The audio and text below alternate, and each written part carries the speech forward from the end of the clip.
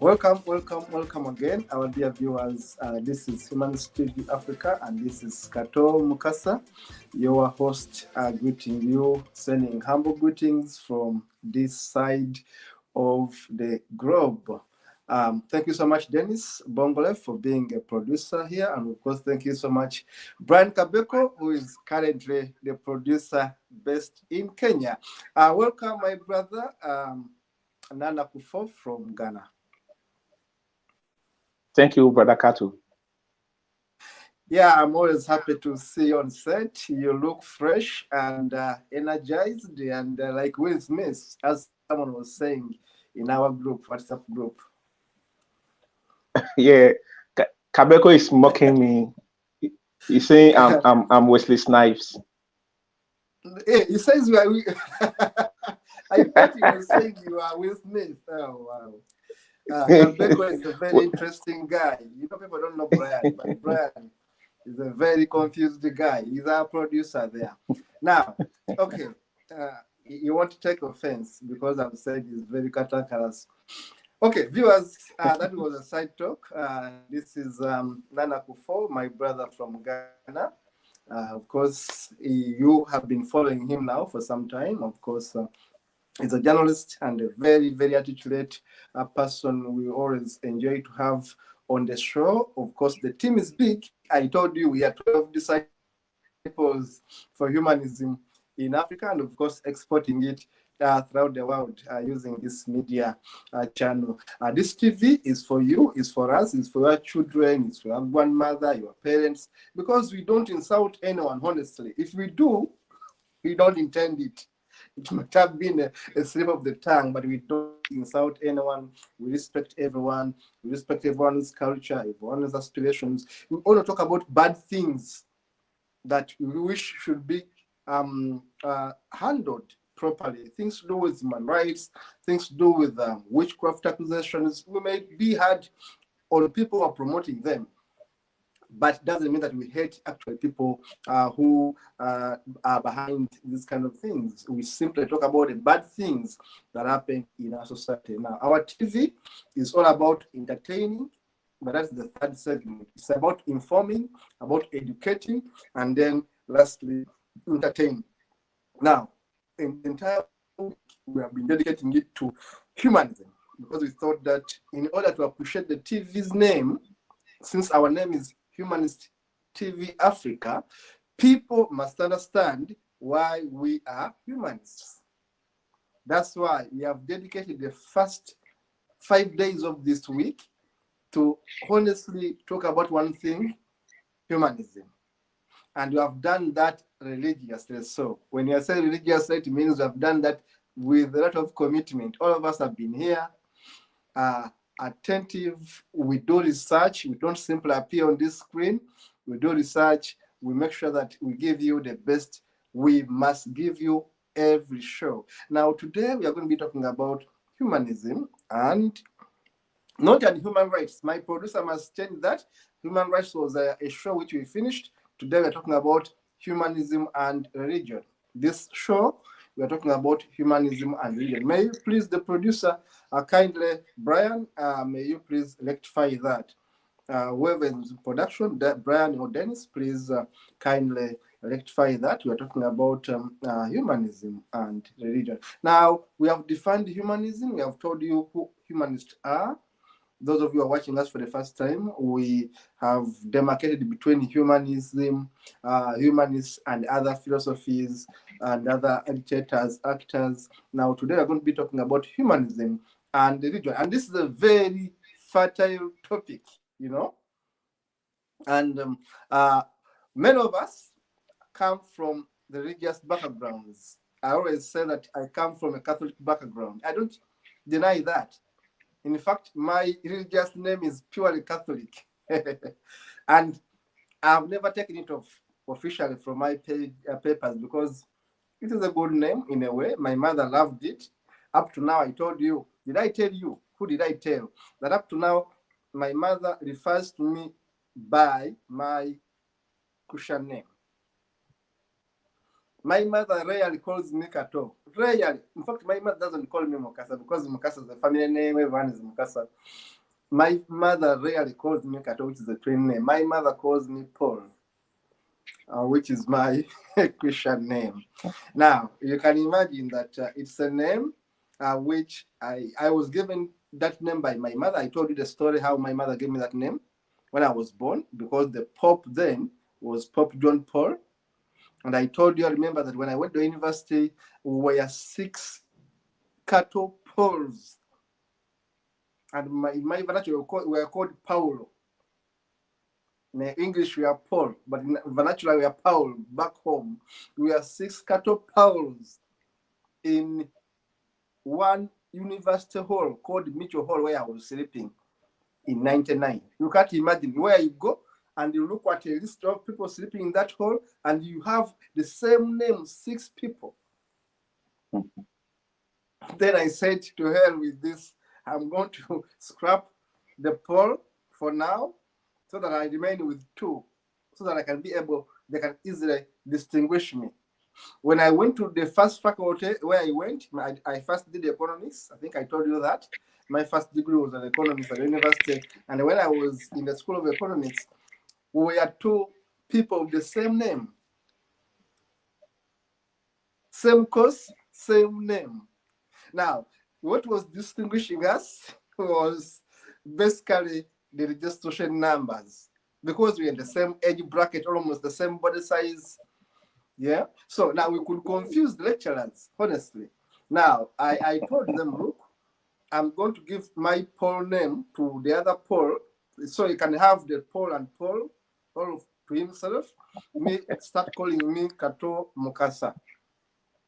Because there's no way I can accept this confusion. We are 2 Kato Pauls in one class, one lecture theater. For all the classes, we're going to be here for 3 years, and we're going to be struggling to identify who is who.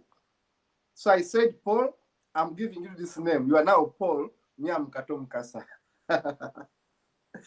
So you can imagine now. Now, when I talk about my religious background, I talk about it with pride, because that's where I come from. And basically, I went to Catholic schools. I was trained by Catholics. I was trained by Christians.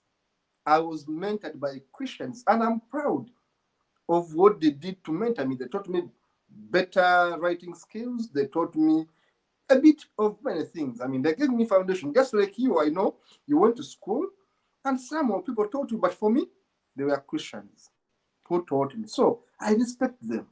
Now, even when I'm a humanist, I can't insult Christians, honestly.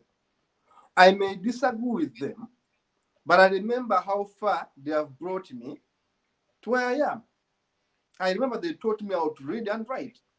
So how do I begin saying Christianity is bad? I mean, Christians are bad. No, we may disagree on ideology, but we still respect them. Just like I still respect Muslims. They are my brothers, they are my sisters. But you only differ in terms of ideologies, that I don't believe in their ideology and they don't believe in mine. But we are not enemies at all.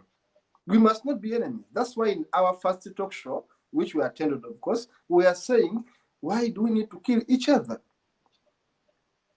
Because of our religious differences. I'm me, you are you. And we can work together in harmony. So that is the background of me when it comes to religion. Of course, I want to welcome everyone on board. We are going to be discussing humanism and religion. Now, I'm going to throw this ball back to my brother Nana Kufo from Ghana, who is a journalist, of course. Nana, you are going to tell the viewers, first of all, you are going to help us in a summary. You tell the viewers what is your understanding of humanism, and then what is your understanding of religion. Now, once you define that for us, now we shall marry the two and see the departure between humanism and religion. Some people confuse humanism for religion. They actually ask me, when I tell them I'm a humanist, they say, hey, that's your religion. I say, no, it's not a religion.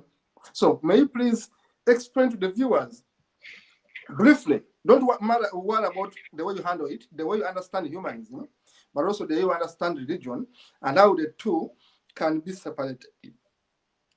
The floor Okay, is yours. thank you very much, Comrade Kato.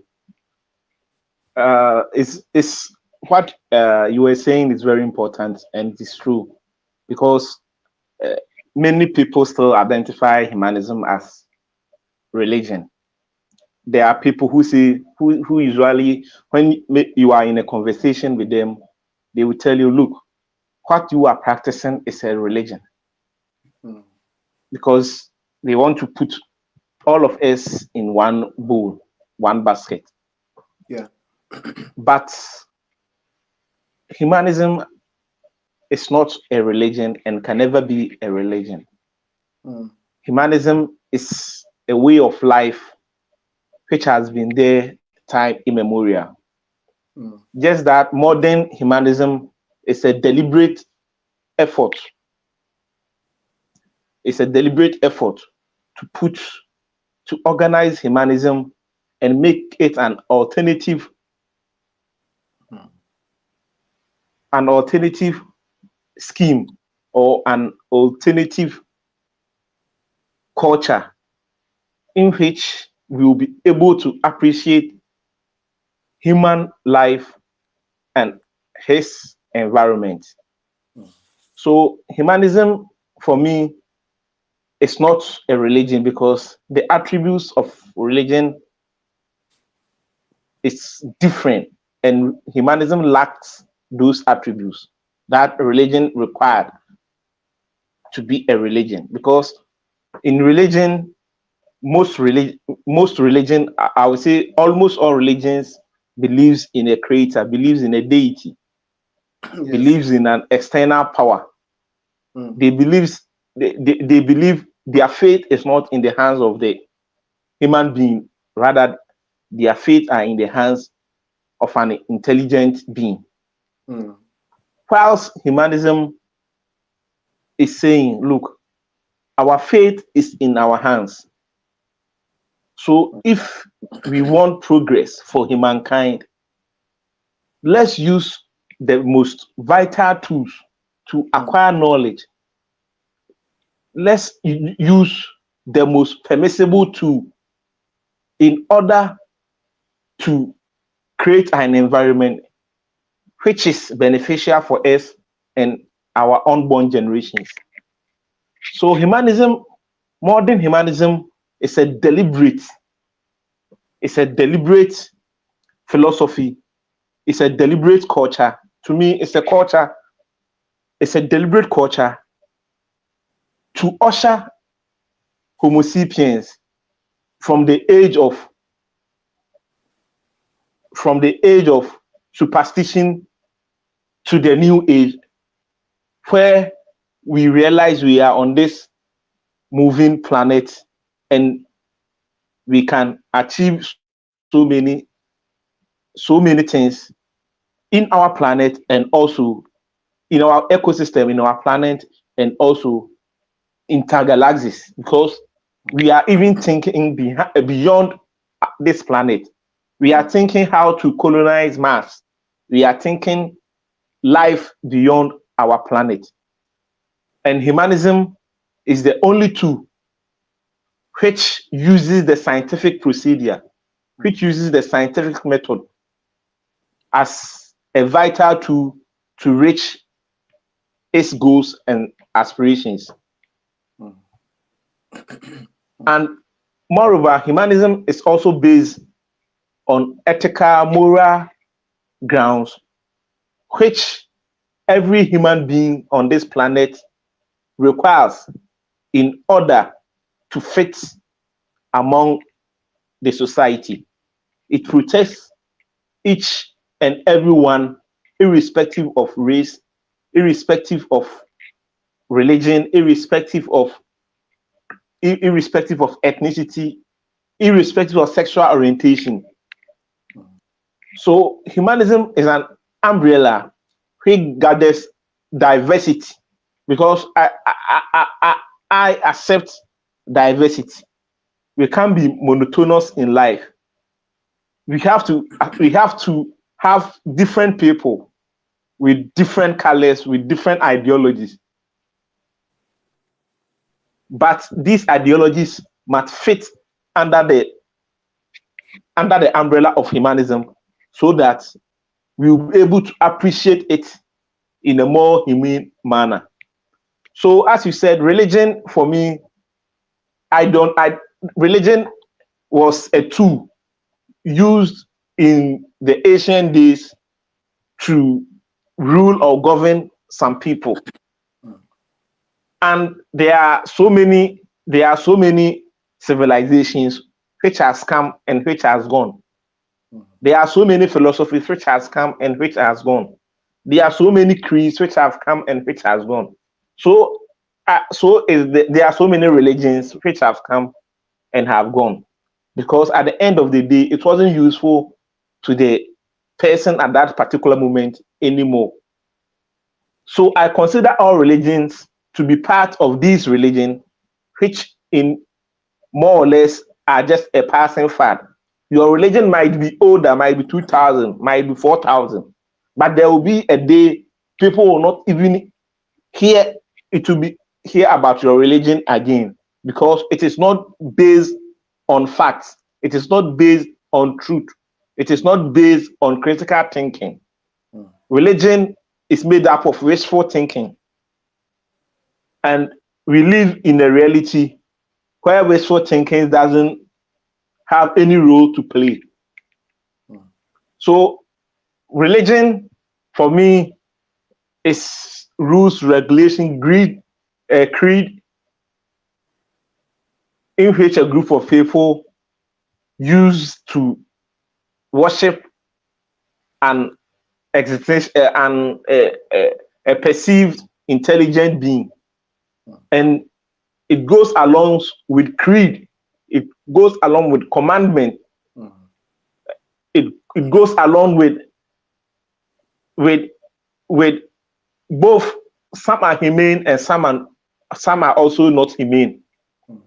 And with humanism, it is commitment. It is not commandment. It is commitment. You commit yourself, you are not commanded. But as a rational human being, as a thinking human being, you know you have to commit yourself to these principles in order to relate with your fellow human beings in a more humane order or manner. But religion, it is creed being set by people during their time of history. They know what was right, and they set those kind of ideologies for their people. And as we know, man is a thinking animal. There are some things I may adopt today, there are some things I may adopt the following day. If everything is set in stone, we wouldn't have been even talking right now, because gone are the days there weren't any mobile phones, there weren't internet, nothing.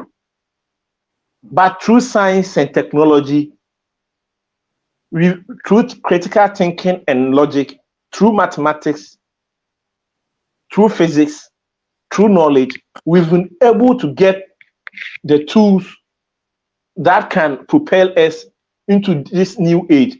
Because I'm wondering, the population of Ghana around 1957 used to be around 5,000. Right now we are over 32 million people, which means the ushering of science and technology has prolonged our lives. And technology have assisted us to be enjoying what life is meant for, which is happiness. We are on this planet to be happy and to make it a better place and make it a happier place for our offerings.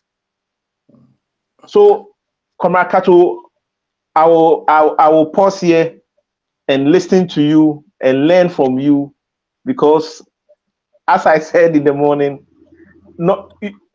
traveling, if you travel, is an education that you won't get, whilst you are in your comfort of your own culture, and you've gotten that opportunity.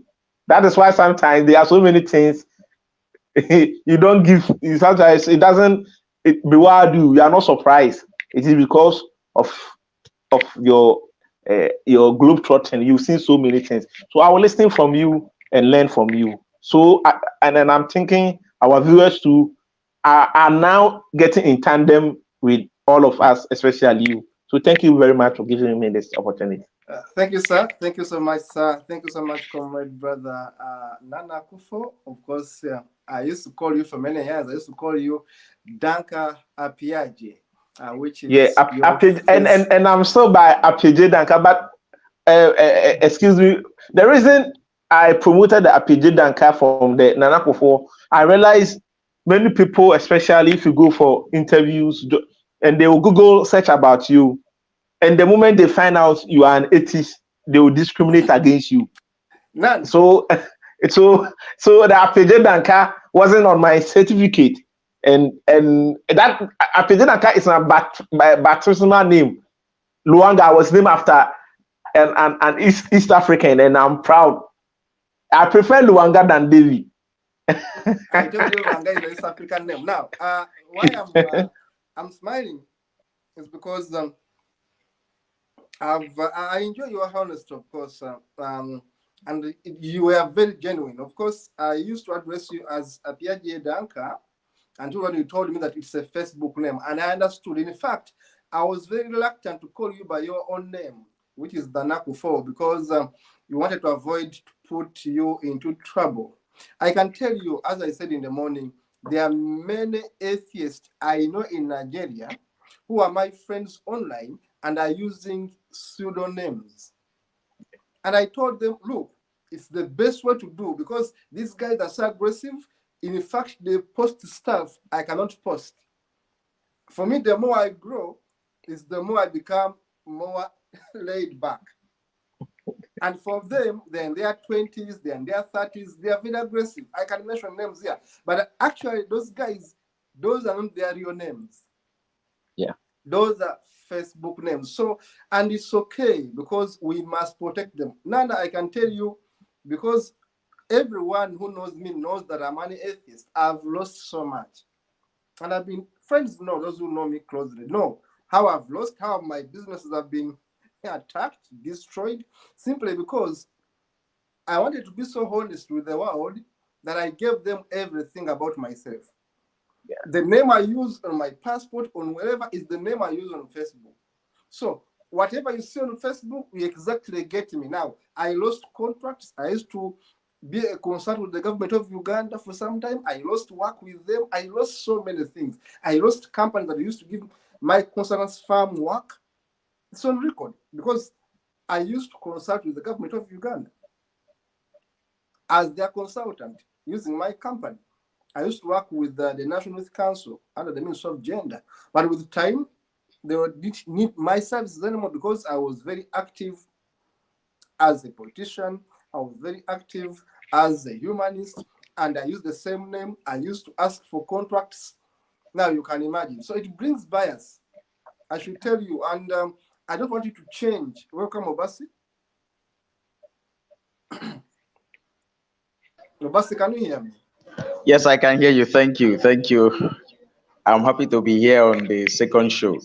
Yeah, thank you so much, sir, for joining us. Now, I was telling you why I lost it when I used my real name.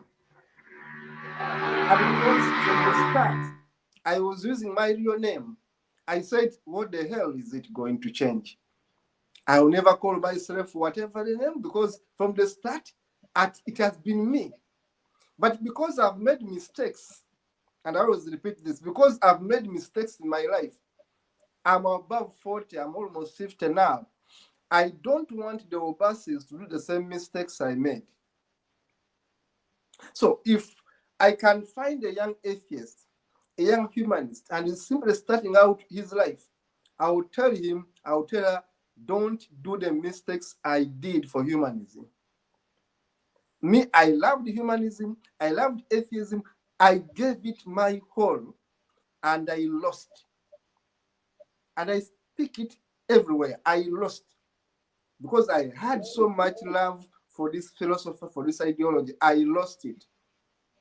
I lost my legal practice. I lost so many things. Because in economics, there's what we call opportunity cost. Those of you who read economics, me, I read economics up the university level. I have a degree in economics. So there's what I call opportunity cost.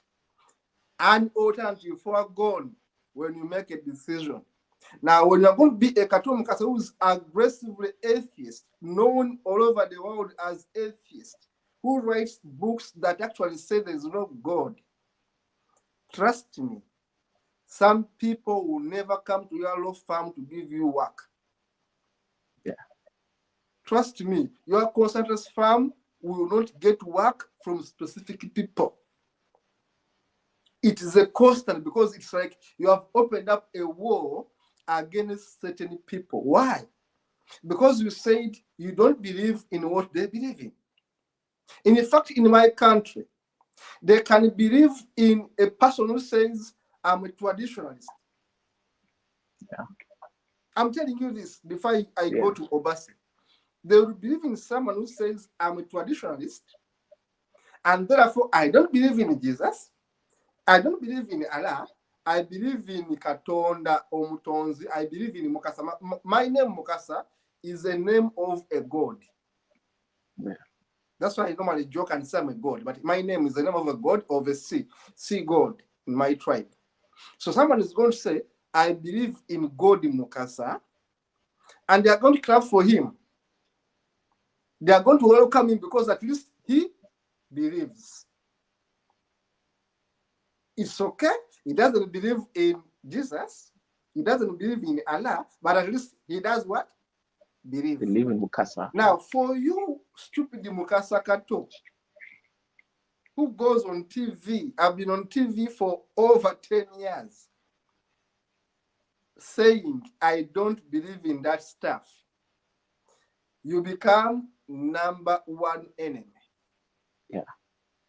Now, what happens to me, because now we're talking about religion and humanism, is that the traditionalists hate you, the Muslims hate you, the Christians hate you, almost everyone hates you. Okay.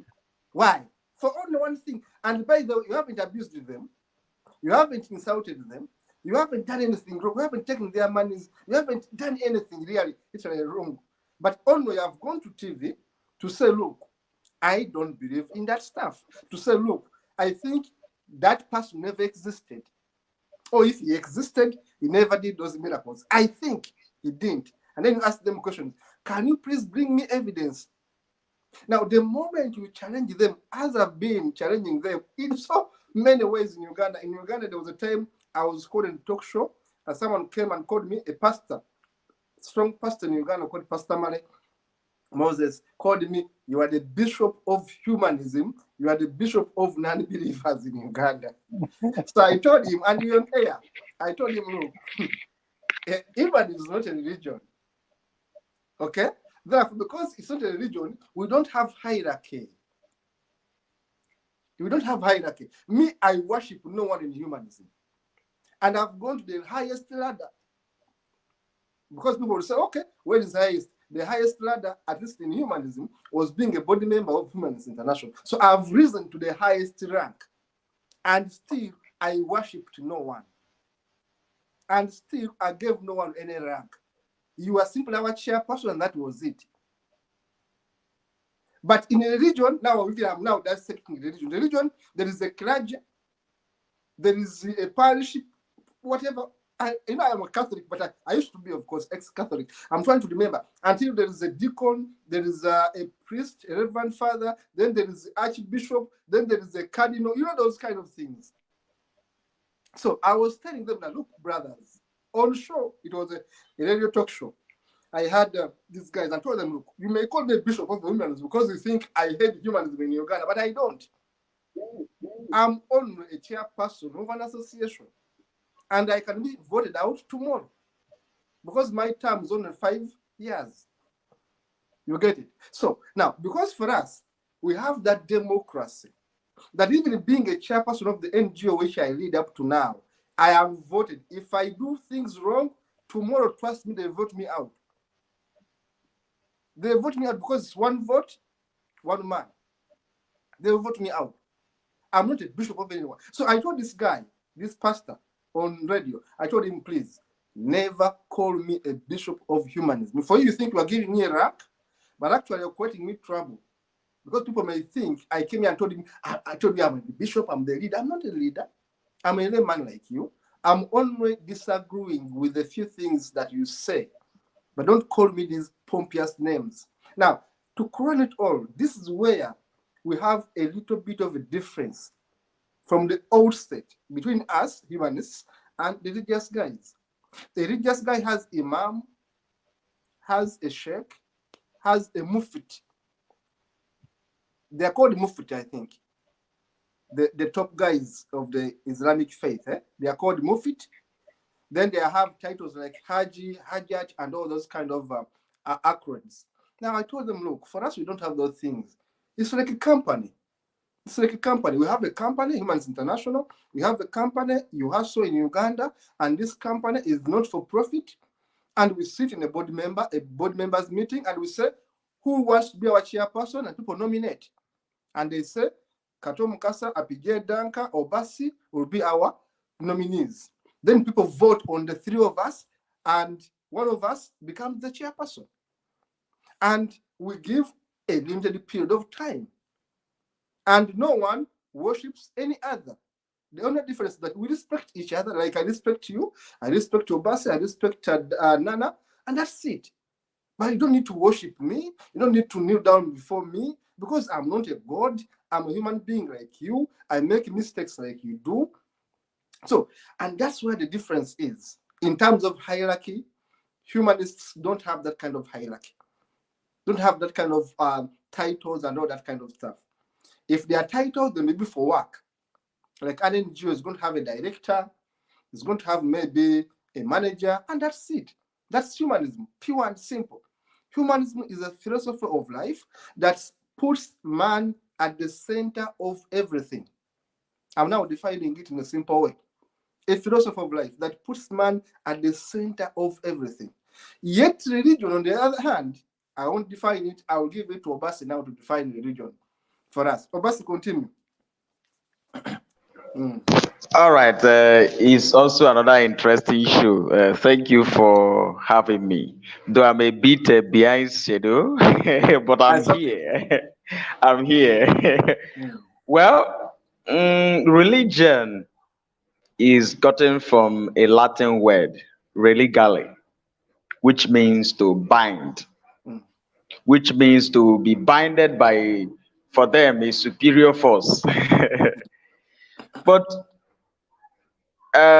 away from the etymological meaning, you will now come to the definition, the contemporary definition of religion as a belief in a supernatural being and also in some activities.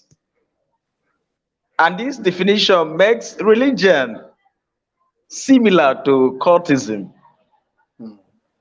Yes, because in every religion there is a ritual. The religion tend to, yes, especially the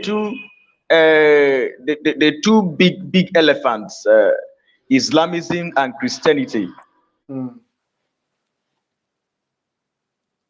But the fact is that there is no difference between religion and cultism. Though the other, we think the other is the best. Take for instance, in Nigerian society, we have a lot of notorious cult groups. We have pirate confraternity, we have buccaneers. So some of these cult groups will think their own confraternity is the best. It's also the same thing in religion. In religion, there is a central belief that is being held on a high esteem, and every other person does not get it right. Take for instance, the Christians, we say that the traditional religious worshippers are idol worshippers, that they are worshiping idol, that they are worshiping their ancestors. But you see a person accusing another person of ancestral worship, going to worship, going to keep saint. No, they call their the Christian ancestors saint. But whether you call it saint, whether you call it ancestors, it is ancestral worship. Though the other persons, the other set of persons worship their ancestors, our indigenous religion. While Christianity, they worship James, John, Jesus Christ. It's the same thing.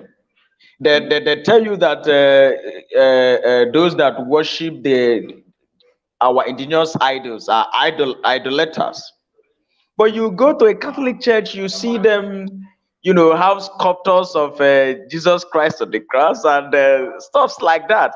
So you begin to ask yourself, what is the difference? So this narrative tend to, disclose the fact that there is no difference between cultism and religion. Religion is an organization that binds people together with the same belief, with some rituals, the same thing like cultism. They will tell you that the indigenous people, the Christians, they will tell you that the indigenous religion pour libations. And I ask, what do you call liturgical celebration, Eucharistic celebration of the Catholic Church, where you raise bread and wine? So it's just like a cult, and a cult group will think they are doing it better. That is why there's often cult clashes everywhere. In the universities in Nigeria, I can actually give you statistics. In the universities in Nigeria, especially University of Ibadan, you have cults clashing. That is how religion also does it, because it's just, will I say, a euphemized cult group. Religion, that is another definition I have for religion. It's a euphemized cult group, a cult group, group that is given a euphemistic title. So that is what religion, on the other hand, I understand religion to mean. Then on the other hand, at the center is that religion is the belief in a supernatural being who created the universe, who has the power to control everything, who causes misfortune and fortunes. So that is what religion has been classified to mean. And religion stems from theistic ideology, the idea that there is a God at the center that controls the universe. Though when it comes to issue of belief, philosophy of religion, there are a lot of beliefs. So some persons are being identified. During the course of my research, I even saw deism, just like Thomas Paine. Thomas Paine is a famous deist, the man that wrote The Age of Reason. Deism. They say that yes, if you look at the perfect design theory, that if you look at the whole universe, that there must be a perfect architect. Reason, some persons like some writers, great writers like Bertrand Russell, in his essay "Why I Am Not a Christian," would also query such view, such first cause view. The deists will say that based on the way the universe is being wired, that there must be a cause. There must be the person that gave such perfect design. But a critical thinker like Bertrand Russell will say that, look, my dear, if you say that there must be a first cause, it means you should start bringing first cause until you get tired of talking of first cause. Because if you say God is the first cause, then we ask you, what is the first cause of God? Exactly. The cause of the cause. Yes, we begin to talk about first cause ad infinitum. And at the end of the day, you just resign and say, Oga, let's stop talking about this. Let's just face humanism. So that is where humanism comes into play. Religion will subject you to pro-Christian stance. Religion will make you to think in a particular direction. Religion will make you, in fact, I think this topic and the previous topic, human rights, is almost the same thing. Yes. Because of this, yes, because of the notion that we are being bound to believe in a supreme being. Anybody that does not believe in that same supreme being becomes an enemy. And he will be exposed to a lot of human right violations. So many persons have been subjected to violation of right to life because of saying I don't want to be religious. So many persons have dignity have been violated, dignity of human person have been violated. So many persons personal liberty have been violated, just like Mubarak Bala's right to personal liberty is currently being violated because of this same religion. So whenever I hear the topic religion, the first thing that comes into my mind is human right violations, because with religion people have been subjected to people's privacy have been dealt with. People no longer have privacy. It is religion that is churning out some of these will I say stupid ideas. You tell people you tell people how to exercise his sexual rights, how to exercise his reproductive rights. Abortion is bad, as if you are the person training the kids for the person. So that is why there are a lot of the population in Africa is too high. Well, whereas we don't have employment, the rate of unemployment is despicable. Religion has always been an agent of discrimination against human rights. Discrimination is a violation of fundamental human rights, right to freedom from discrimination. So, in my in my little introduction to this topic on religion, I will say that religion is an agent of human right violation. And the only better alternative humanity has is humanism. That is where humanism, the topic humanism and religion comes into play. Thank you for now. Thank you very much. Thank you very much, Council Obasi. Thank you so much. I think you have helped us define this thing very easily. And I do think, and I do know that our viewers have got you right well. There's some bit of feedback from your end, some bit of noise in the background, Obasi. Maybe you cannot control it anyway. Now, I continue to say that you have defined the region very well. And basically, you have given us the etymological definition of religion, which is wonderful. Now, and you have gone ahead to give us even examples where you don't agree with it, of course. And your conclusion was so good. You said religion goes against human rights. And that is a constant. You gave an example of our common brother, Barak Bala. We talked about him in our first show. And I remember showing his photo to the world. And look, Barak Bala is behind bars. And he is an innocent man, simply because he became an apostate. Today I was talking with a friend here in England, telling him about an NGO I used to work with, which helps to rescue atheists in trouble. In fact, I handled over 7 cases of atheists running away from the Middle East, as they call it. From Iran, from Iraq, from Jordan, from Syria. I've handled the cases of those people running away from their own countries to safety. So this NGO I worked with, I was sharing with my colleague here in UK how the NGO was helpful, and I've kept the contact with this NGO. Now you can imagine someone denounces Islam and their parents want them dead. It is unimaginable.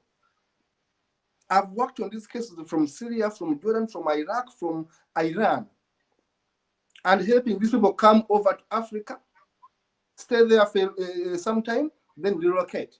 I've handled cases from Egypt, atheists from Egypt. When I was a lawyer working in Uganda, I was handling these cases. Now, why were these guys running away from their own countries? Why? Religion. religion of intolerance. Yet at the same time, these guys will tell us that, look, this is a religion of peace. And they will tell us, peace be upon him. Now, people get frustrated, people get intimidated. Did I tell you a story? I'm going to tell you a story before I go to the next speaker who has come back.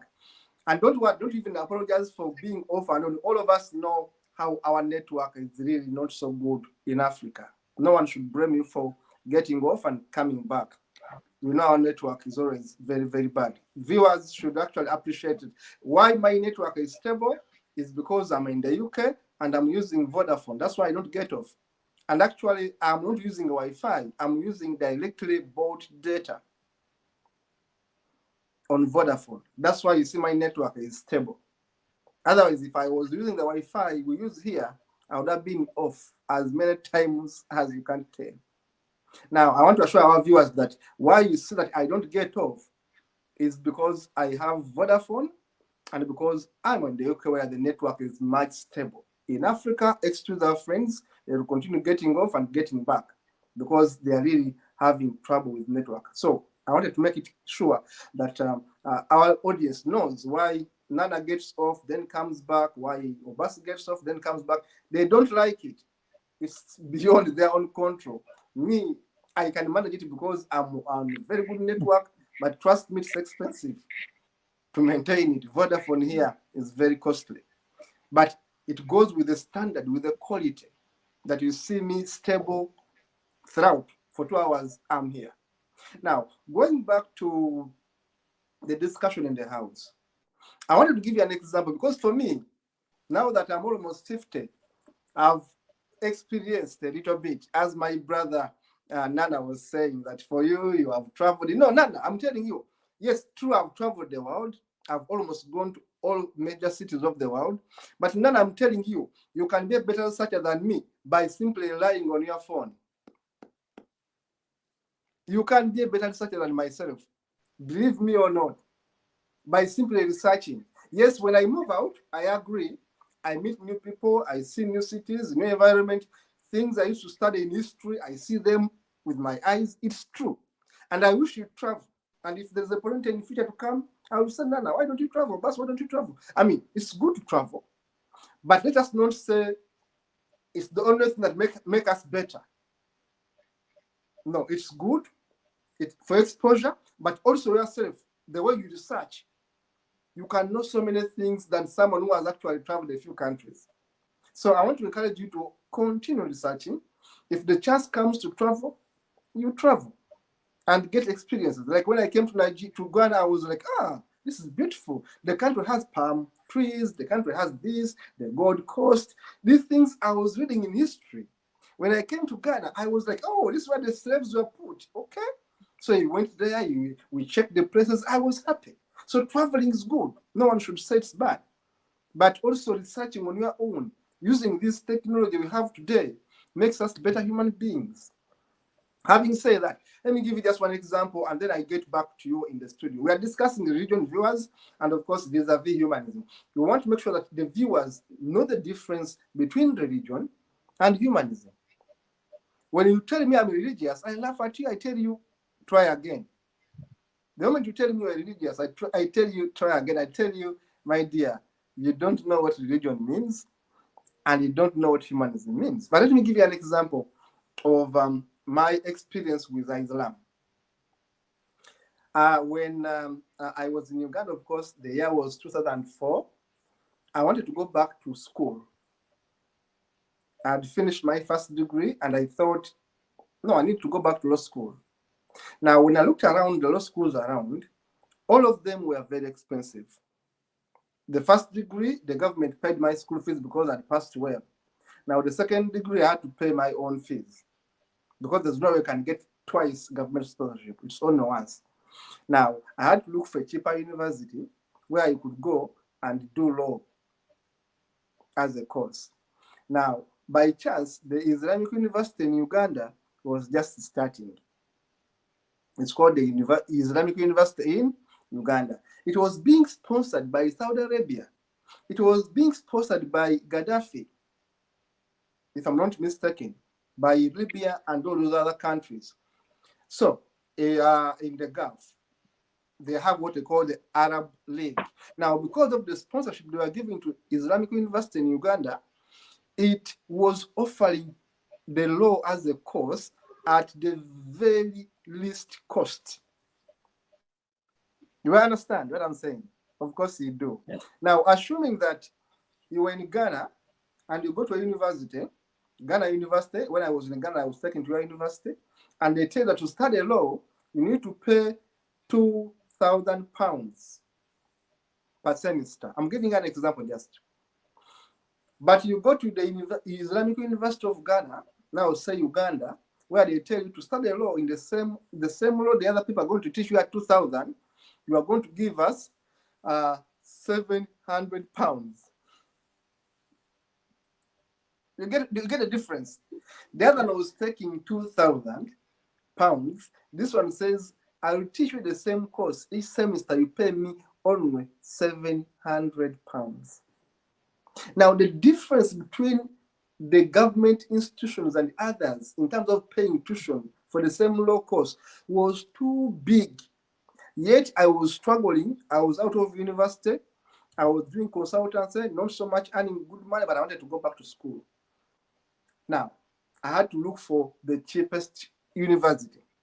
So I went to the University of the Muslims, as we call it, the Islamic University in Uganda. Now, it was open because by law, you have to open up and allow anyone to join, but it was closed at the same time. So I went there. Of course, my Christian name is Paul. I took there my academic documents. They were so happy that I had a degree and I was coming back for another degree. They said, okay, fine. They admitted me. Now, I started studying. I began the studies with them. One semester down the road, I was doing very well in class. Lecturers begin telling me all of them are Muslims in the first place. Number two, we sit in a class where we have women and we have men. I won't call them boys and girls because all of us were mature. Now, in a class at the University of these Muslims, which is called the Islamic University in Uganda, we are divided into two sections. One side were the males, another side were the females. A big difference, a big space between the two was always put. You get it? Number two, you were not allowed to greet a female by like holding fingers, shaking fingers, hands, not fingers, hands. You know, shake hands when you are greeting. Hugging, shaking hands, getting closer was prohibited. It means that as a law student, I was not supposed to come near a female law student. In fact, we couldn't discuss. Because by law, the university campus, we must be meters apart. But this is a law school. Do you follow? Nana, do you follow? Hopefully your network is still on. Do you hear me? This was a law school, but a law school where we have been already segregated between male students and female students. They sit on their own side, we sit on our side. We are not supposed to discuss because you must keep a distance. Now you can imagine which type of law school is this one that distinguishes between two sexes and says male law students must not meet female law students. You meet in class, but you sit apart. You don't discuss with female students. And I found it very hard to simply sit in a class without discussing with my other colleagues. But you can share a class. You cannot share coursework assignments. You cannot discuss anything at campus. And that was the University of the Muslims in Uganda. It's called Islamic University in Uganda. I was there for 2 years. I tried to persist.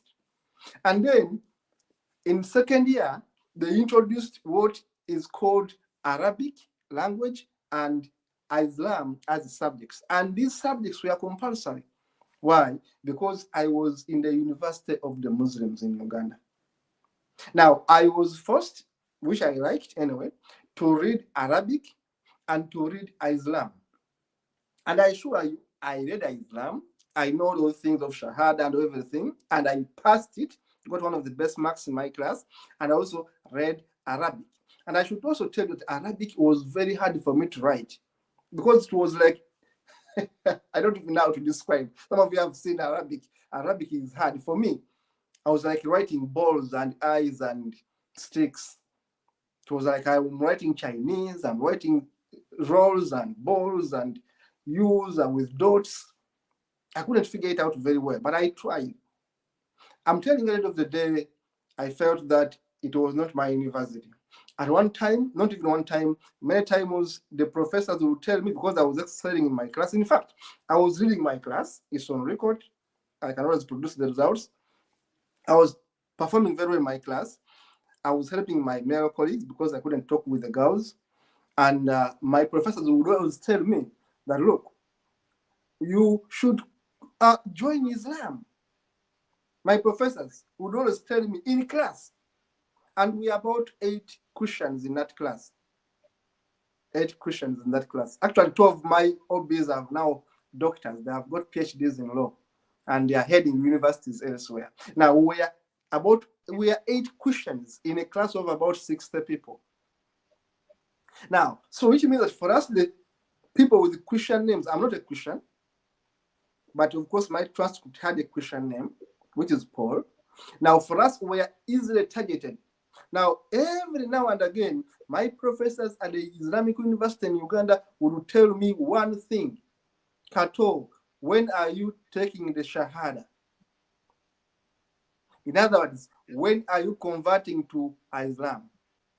My law professors, who are Muslims, none of them was a Christian. But every day, whenever I go to them, whenever I meet them, they always tell me, take the Shahada, convert to Islam. And to make matters worse, they have made those subjects compulsory. To make matters worse, they are openly telling me I should convert to Islam. Then one day I told them, you think I'm a Christian? I'm not. I'm an atheist. And hell broke loose now. We began arguing with my colleagues on the campus because now they thought I was a Christian, a Catholic, going by my name. And then they were surprised to know that, oh, after all, I don't even believe. Now it became a bigger issue even. Now, my days at the University of these Muslims were getting numbered because I felt very uncomfortable each day. Because now I told them mistake number 2, which I told you that avoid these mistakes. Mistake number 2 I did at the University of the Muslims in Uganda. I openly told them, if you think I'm a Christian, you are mistaken.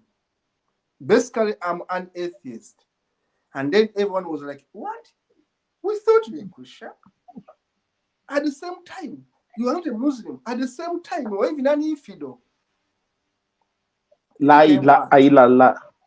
It became worse. I tested that, and I can comfortably speak it on TV, and I've been speaking it everywhere that I first had time at the Islamic University in Uganda. And because of that, and I was doing far well. In fact, it's on record, I was topping my law class. They can always go in my records and compare, because I give them the leeway and say, okay, if you say I was not topping that law class, print out, because the results are there. I have my results. I was heading my law class. Every lecturer wanted to convert me to Islam. And I told them I am an atheist. And hell broke loose. So I felt uncomfortable with the setting, the discrimination that came in, because now they think I'm actually very bad. And I should tell you, I dismissed myself. I chased myself away. I never waited to be dismissed. And no one expelled me. I chased myself away, went back home to the drawing board, spent 5 years out of the school working to save money, got enough money, and I went to the best university in Uganda that teaches law, so I can complete my legal studies. Now, That is my history. You get what I'm saying?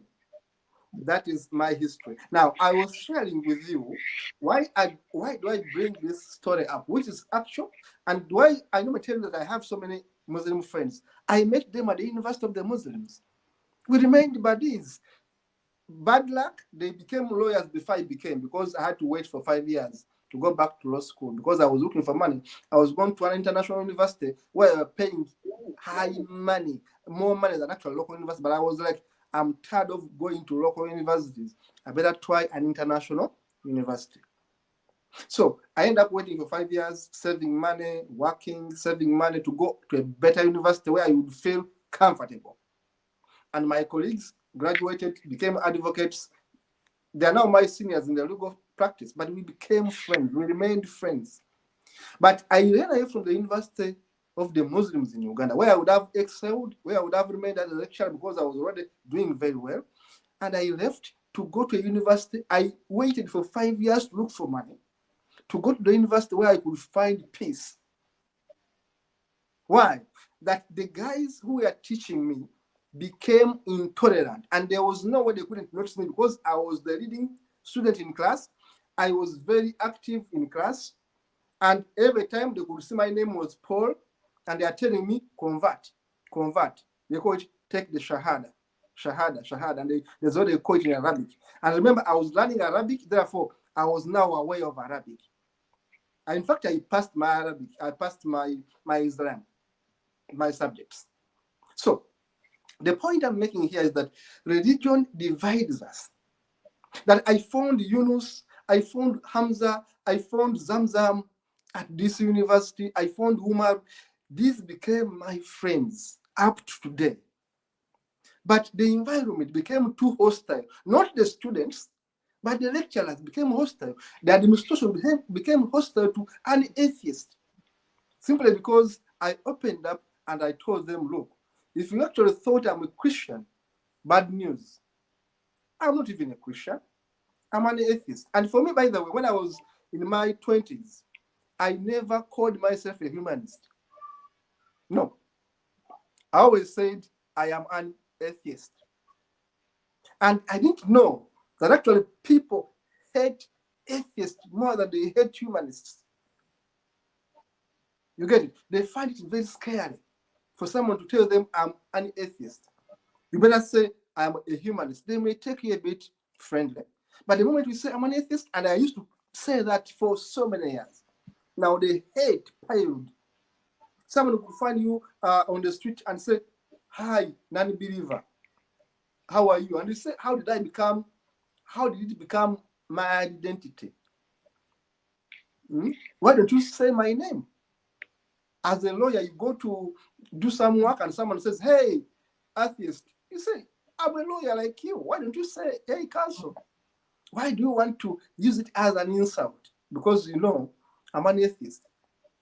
You get it? Now, that's why the difference is, as I crown it all, that the difference between us, the humanists, and others is in the way we handle issues, is in the way we handle our differences. That me, the atheist Kato Mukasa, have had children with Christians,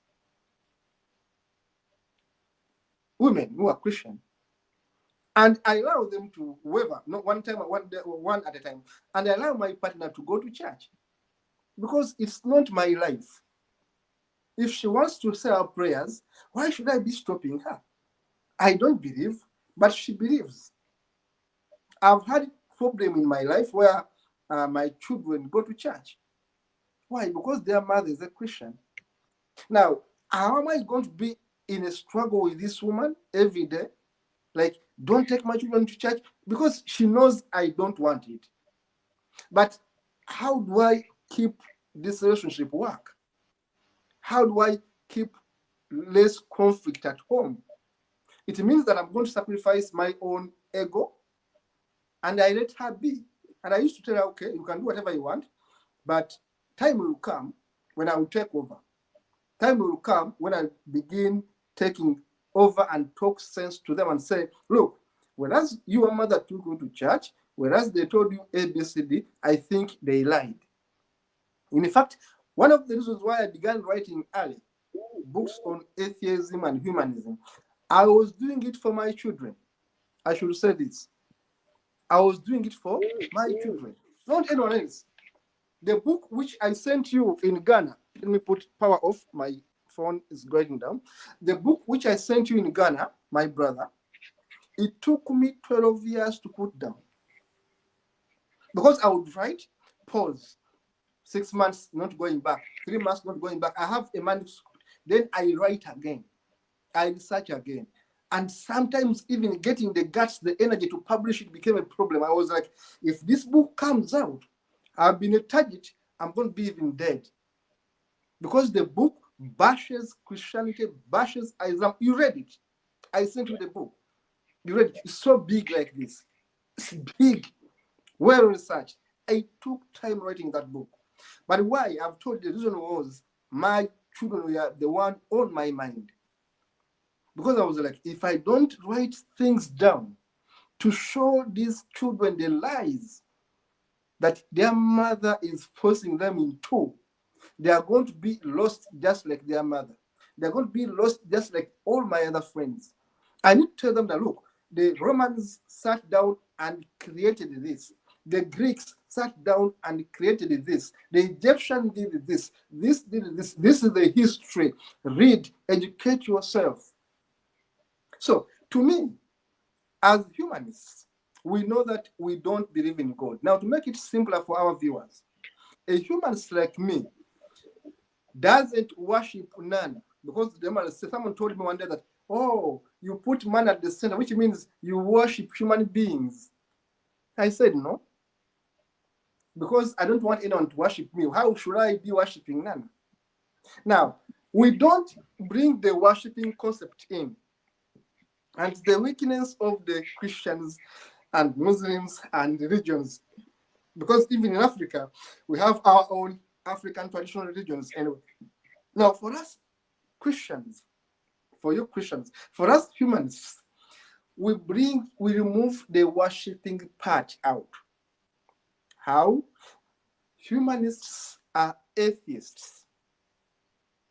And an atheist is simply a person who does not have any belief in a deity.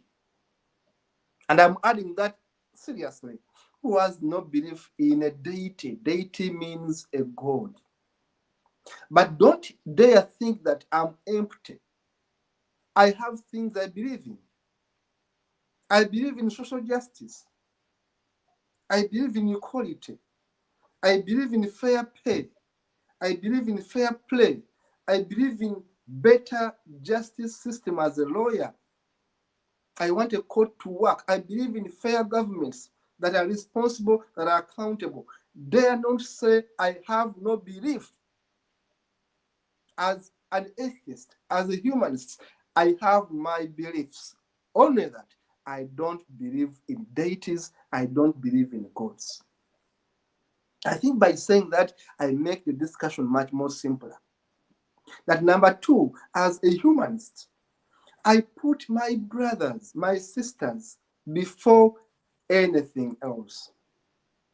But this doesn't mean that actually I hate other things. I must therefore destroy the environment, destroy the lakes and rivers, kill animals, Doesn't mean that because I put man at the center, therefore I'm going to be reckless and destroy every other thing. No. In fact, I'm supposed to be responsive for the future. Because this life, I'm here, tomorrow I may be there. I always talk about death and people say, oh, Qatar, I think you are going to die. Yes, I tell them I can die even tonight. Because that's how life is. I'm not having any contract with anyone that I'm going to stay for another 10 years. I don't have any guarantee. But whatever I do today, I want to do it for posterity. That's why we sit here and we remember our friend Linda. Because she was here briefly, only 51, 52 years.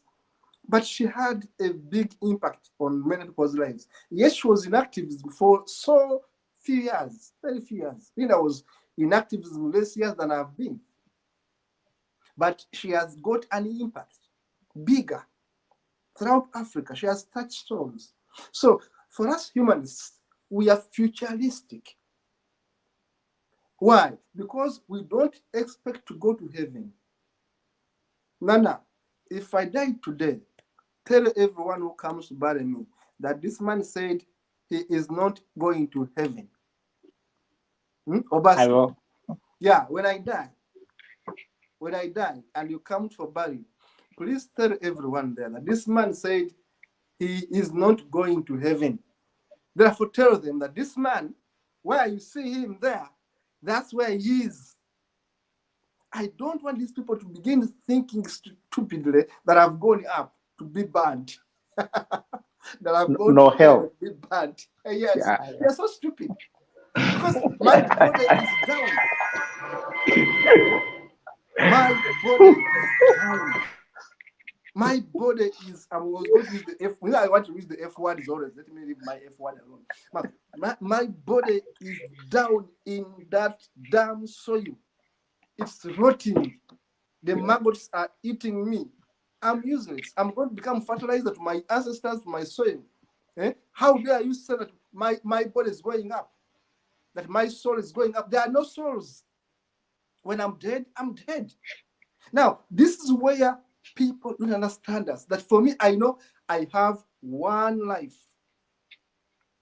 Nana, I have one life. Obasa, I have one life. That's why for me, I'm happy to sit here on Humanist TV. No one pays us. We are volunteers, but I'm happy to do this work.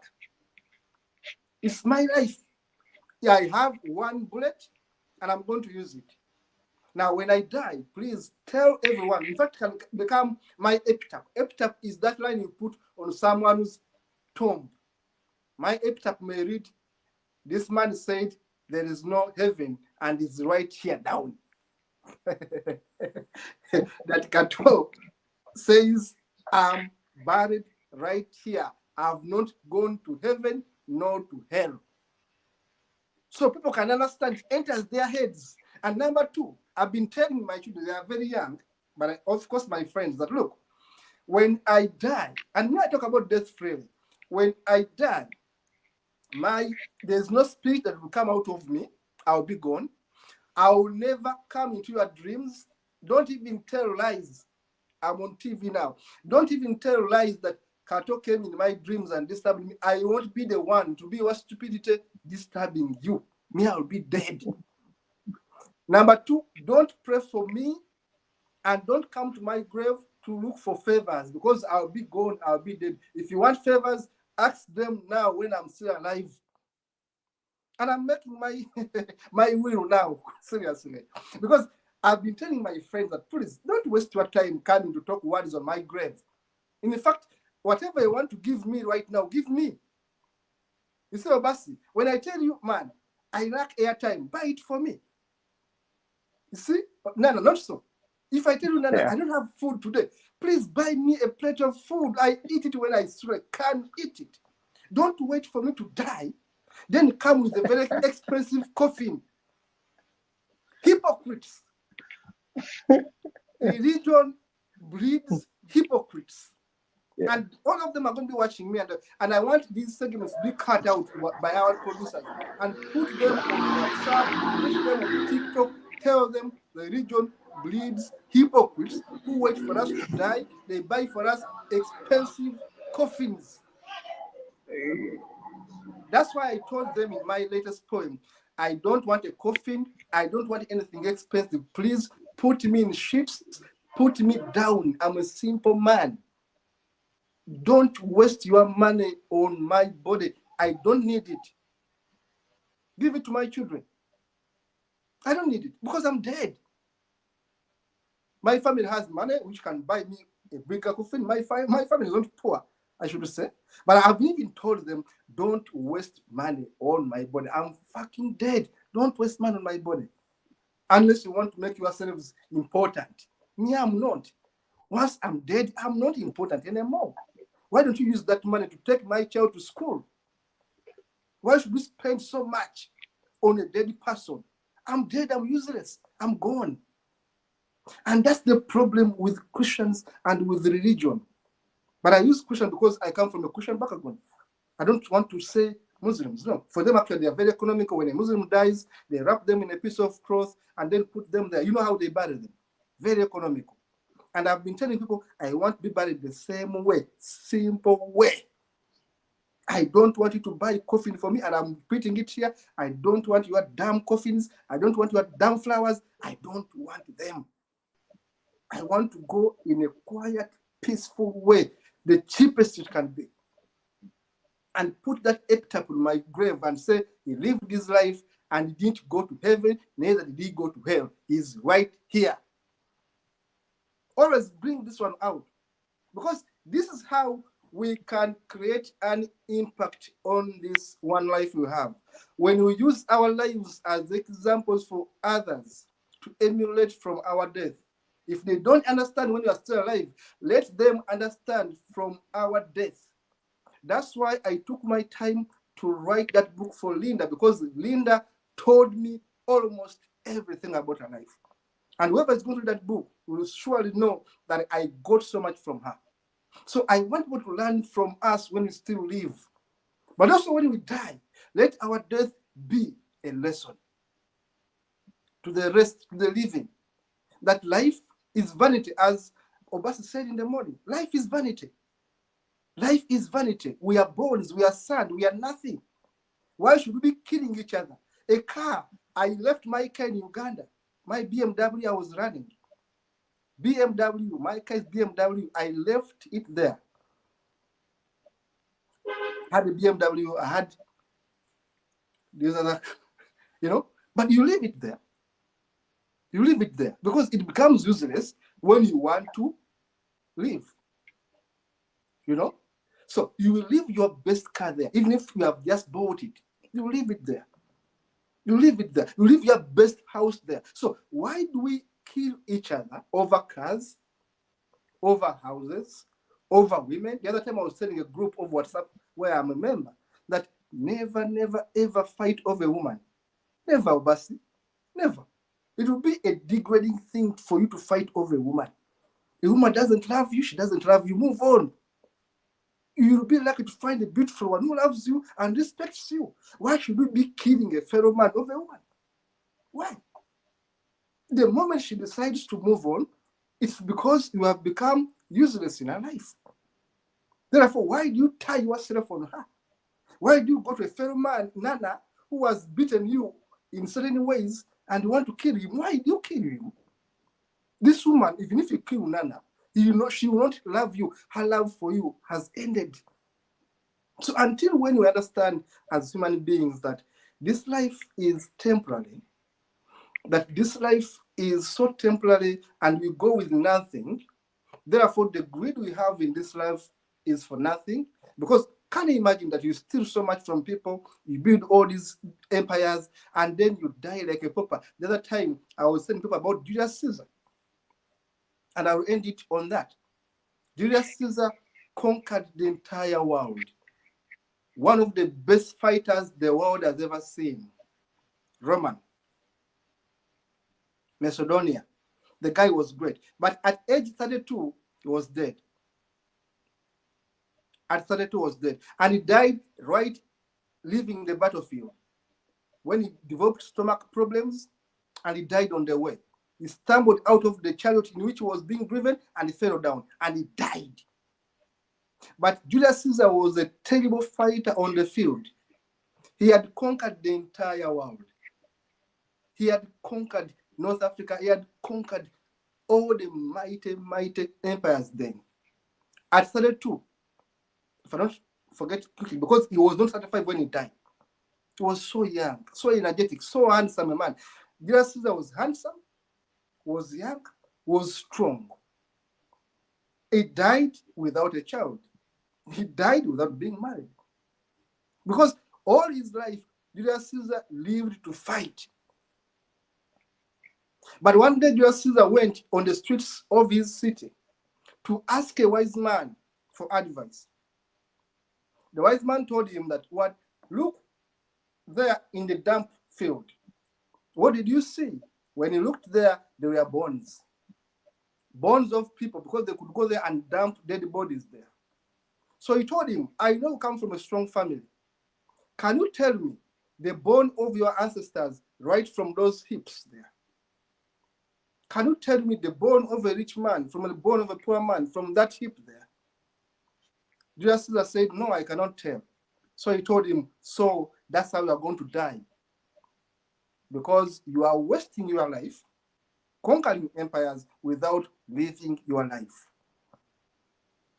And the poor man who was a philosopher, but very poor on the street, like Caesar felt itched, felt challenged and said, man, tell me, what can I do to help you get out of this situation? The poor man told him, who was a philosopher, that what I want you to do is to move out of my sight because you are obstructing my sunshine. These are stories written, history, that the man wanted to simply see the sun, and Julius Caesar was standing, and therefore couldn't get the rays. So, and you can imagine the poor man telling him, this a king, an emperor tells you, tell me whatever you want, I get you out of this situation. He tells him, get out of my sight so that I can continue enjoying my sunshine. You are an obstruction, you are useless. Julius Caesar simply turned and left. He was humiliated, he was disappointed. He went back to war, the man had warned him, and he died on his way back home. Why did I bring that story? Which is a factual historical story written. Died young, died from the war. He was never killed in battle. He was killing everyone. Julius Caesar was surrounded by 10,000 soldiers. 10,000 soldiers surround him in a ring. Yet he goes back and forth to fight. He was an aggressive fighter. And those days, it's not like these cowards of today. The cowards of today use a gun. How can you shoot me when you're 10 kilometers away and you call yourself a man? Obasi, our ancestors were the strongest people ever alive. If you want to kill me, you come, you face me, you spear me, you use your sword, I kick you, you kill each other. We exchange fisticuffs. Yes, we are physical. And that's what defines the man. Because if you think you are better, come to the ground. But today, you can stand gun and shoot me right where I am. you direct a missile, it comes and hits me, and you say, I'm the mighty one, I'm the papa. Who tells you? Those guys, Caesar, Julius Caesar, those guys were the real men. A man would move from Constantinople, from wherever it was, in their kingdoms, present day Italy, they moved the entire world on foot and on chariots, covers the ground, and whatever battle he's fighting, he fights on the ground, man to man. You kill one man to 100, one person. Now, that is the real man who's the fighter. Now, when a man like that, Julius Caesar, dies so miserably, so unhappy, so quickly, and a seer, a philosopher had warned him to stop war. That was the message. He was telling him, look, stop conquering places. You are young, marry, have a life. Caesar couldn't listen. You see? So at the natural, for us human beings, we are like those philosophers. We are like those philosophers. We look at life and we laugh at it. We are like the laughing philosopher we talked about yesterday. You remember the laughing philosopher? Yes, the laughing philosopher we talked about yesterday. Yeah. Yes. Yes. So we are humanists, we are philosophers in our way. We look at life and mock it. We laugh at things. We laugh at religion and stupidity. We look at politicians, we laugh at them. We want to correct them, they don't want to listen, they want to hurt us. We laugh at it. So, but we take life the way it is. And we say, do not misuse your chance here. Because me, when I die, I have one life. Okay? Therefore, if I'm having money today, let me enjoy it. Let me enjoy it. If I want to eat chicken and I have the money to buy it, just go and buy it. Because tomorrow is not promised. This is what Nina used to tell me. Who was a very, very interesting woman. She used to tell me in writing, of course, and in talking, that tomorrow is not what? Promised. Yeah. Please, Live in the moment. When you feel like you want to take a wine and you have some 10 CDs, my friend, I don't know whether you can buy a bottle of wine. Buy it. Exactly, exactly. Buy it. So, Linda was an for us, interesting woman. yeah, for us humanists, that's our life. Me, I was telling Dennis, I think I was Dennis or someone I was telling as I conclude. Like when I was young, I used to be very serious with life. And I know I say these are mistakes maybe I did, maybe they made me. Me, I never went to any dancing club. I never. I was a minister at the university for information, and they used to give us what we call comps. Comps are free tickets to go to the dance halls. And I was very conservative. I never went out to dance. I used to think, but why do people go and pay their money and sweat? You pay your money, you sweat, you become a nuisance. I was so, as I told you yesterday, I was a Marxist when I was in my teens. When I was in my 20s, I was even worse. I told you that I used to wear Kaunda suits. I was a pure Marxist. People don't know me. People, those who know me at the university, when they meet me now, they know I've changed. I was putting on Kaunda suits. I was a revolutionarist. I was a Marxist, completely Marxist. I was despising disco halls, whatever it was. I was like, why should I go there in that nonsense? People who are stupid, who are drinking, who are doing, yet I'm an atheist already. But I was like despising that kind of lifestyle. But now I told a friend a few days ago that, look, as I age, I think there are some stages I missed. Okay? Listen, as I conclude, I told a friend that as I age, I think there are some stages I did miss. Therefore, don't be surprised that 60, when I go to a disco hall, please don't say, what does this man of 60 years with a gray head want in this disco hall? Because this man, when he was in his 20s and had a chance to go, he didn't go. He thought he was very serious with life. He was a Marxist, he was a revolutionist. I never clubbed at all. Up to now, I don't take alcohol.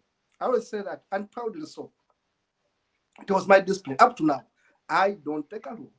I don't.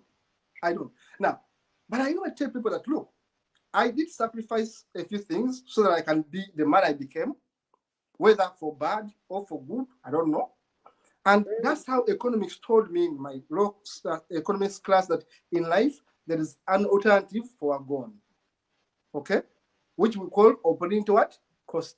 When Obas wants to get a first class degree in law or a second upper, I'm telling you, you are going to sacrifice a few things. When I was in law school, and I say this openly, I got a first-class degree in law. I got a master's degree with distinction. I was the best in my university for bachelor's and for master's. They have never scored the GPA I have ever scored. No one has ever scored it up to now in my university. But both at bachelor's level and the master's degree, no one has ever scored the scores I ever got in law school. But the point was that when I was in that law school, I did concentrate. As I told you, I don't club, I don't take alcohol. It's like I'm religiously married to my course. Yet at the same time, I was having a family because I went back when I was already having a family. At the same time, I was working for an NGO. At the same time, I was working for my political party. Yet at the same time, I was excelling at my law school. And at the same time, I never prayed to any God for a miracle. I'll end on that one. I never prayed to any God that please help me pass an exam. Never. It was a matter of having a discipline and say, when do I do what? You get it? Up to date. Me, I woke up at 3, up to date. If I don't have nothing to do, I watch a movie at 3. Or I'll read a novel. I have so many novels with me here. I can show you so many. Everywhere I touch their books, I will speak. If I'm bored, I'll get a book. Because my brain at 3 is out of sleep. And surprisingly, I can go back to sleep at about 10. But at 3, I'm up. Now, it means that my clock inside has been wired that way. But our lives are different. Mine is not yours. You may enjoy your bed and have your own way of doing it. I'm not saying be like me. No. But it's a discipline you give yourself over time. So as humanists, it's the message I want to pass on today, that there are things we do as individuals. The way I read is not the way Obasi reads. Never. But all of us can be so good. The way I do my work is not how Nana does his work. But we have constant things that bind us together. One, being compassionate. Number two, being considerate. Number three, being accountable. Number four, the ability to say, I'm sorry when you make mistakes. Me, when I make a mistake or I apologize, because I'm not an angel, I'm not a perfect person, I make mistakes. But do you own up your mistakes? Or you say, God will save me? And then you wait to go to that box of a Catholic priest, and then you say, I want to be forgiven. So to me, that's how I understand humanism in a nutshell, that humanism is practical, humanism is relevant, humanism is people-centered. Yet religion, on the other hand, is dogmatic. The religion is dogmatic. There are rules you are going to follow, Nana. There are rules you are going to follow, Obasi. And if you don't follow them, you're in trouble. Now, I want to throw this back to you people. I want to throw it back to you, Nana. I've spoken for quite some time. You have your time now, of course, to speak. If you picked anything, maybe I talked a lot of trash, you can also bash it a bit and put me back to line. Back to you, Nana, now on that. Thank you, Comrade Kato. No, what you said is nothing but the truth. And I really appreciate, and sometimes I'm jealous of you for having that kind of family and that kind of discipline you had growing up. So some of us, it was my grandfather who was bringing, but he died very early, and my father wasn't around. He left for the Europe at a very tender age. So I've been with my mommies, my grandmom. So basically, it were women who raised me, and I come from a very big family. You know, as African, the extended family is our family. My grandfather had 57 children, and imagine the grandchildren. So, but my grandfather was someone who was very honest. He will call all of us and tell them, look, this one is my favorite grandchild. And it went into my head. But he was also a very disciplined person. But he left very early.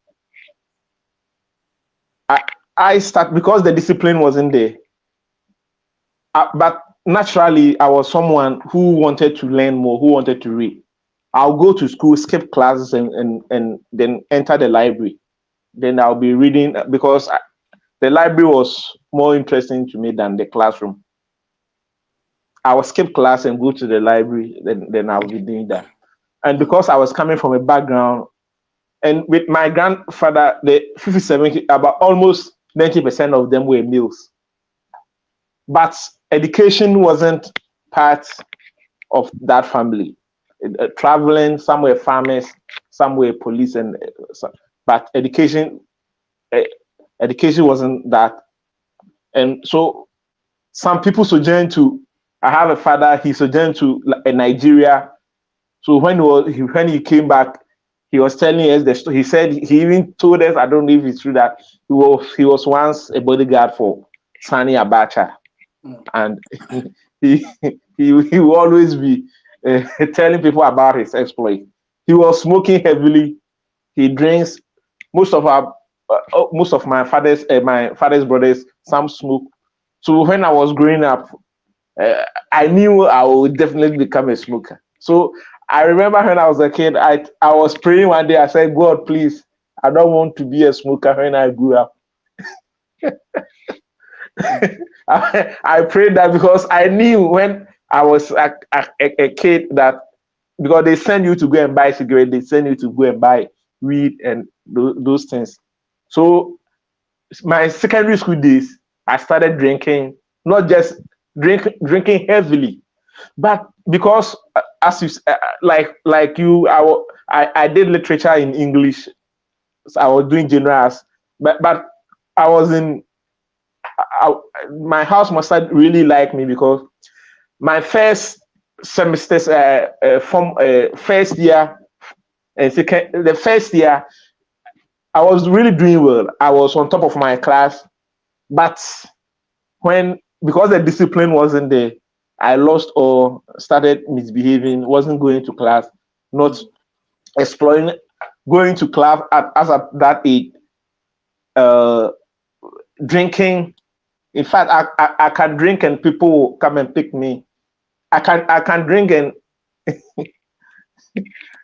so I was doing all this sort of misbehavior, which wasn't to me wasn't good because I wasn't disciplined. I was not. So I admire you for, and it has really built you, and it has really molded you to be a force to be reckoned with. So what I want to say is we are raised by our society, by what we see, what we are being told, and with the religion aspect of it, I wasn't uh, ever since I was a kid.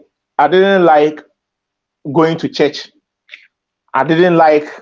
Of course, my grandfather. My grandfather was a Catholic, but he also practiced African traditional religion. But I never see him going to church unless maybe they wanted to raise funds, and then he would go to church because he was also rich. And so I didn't like going to church because it wasn't interesting. The Catholic church, you go, you kneel down, you stand up, you recite, excuse me, some Latin. Then that routine kind of, I didn't like it when I was a kid. Then I would spend my time in the video centers. I'd rather spend my time in the video centers. So that kind of life, I wasn't that concentrating on religion. And sometimes I admire myself for that because I would have wasted much of my time. So I don't feel guilty not going to church around that age.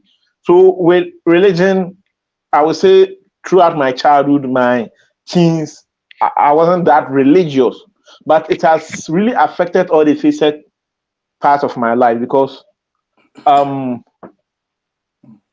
in school, I went to Christian schools. In the university, I even went to a private university, which is the name is Christian Service University in Kumasi. And my uncle was the president of the university, and everything was about Christianity. Yet they were very liberal. They don't force anyone to go to church. They don't. Yeah, very liberal for that one. I dove my cap for them. They don't force anyone to do any Christian, but you'll be bombarded with Christian texts. You'll be bombarded with, and everything was about Christ, which I didn't mind. But there was this situation. There were some lectures who will come and try to superimpose their religion on you. So when they realized I wasn't that type of Christian, but I was very outspoken around that time. I started to have problems with one or two of them, but it wasn't because Ghana is a very secular. And freedom for you when you went to the Islamic university. That one, I bet that one would be very tough for you. But with the Christian Service University, it wasn't. Yeah, it wasn't that. Though I was having challenges, and you being an atheist, nobody is there to help you. That was the only challenges I have. Even my parents, because at that time, me too. After secondary school, I worked for some time, saved money for the university. But when I went to the university, I dropped out from my work, so I was having problems with my tuition, and my family wasn't helping. So people were saying, "Why don't you worship God for your father to take care of your education? Why don't you go to church for God to have mercy on you?" Because people really saw that I was suffering. I needed help. So they ascribed my predicament to my lack of faith in their religion, because some were even ready to help only if I accept their Christ.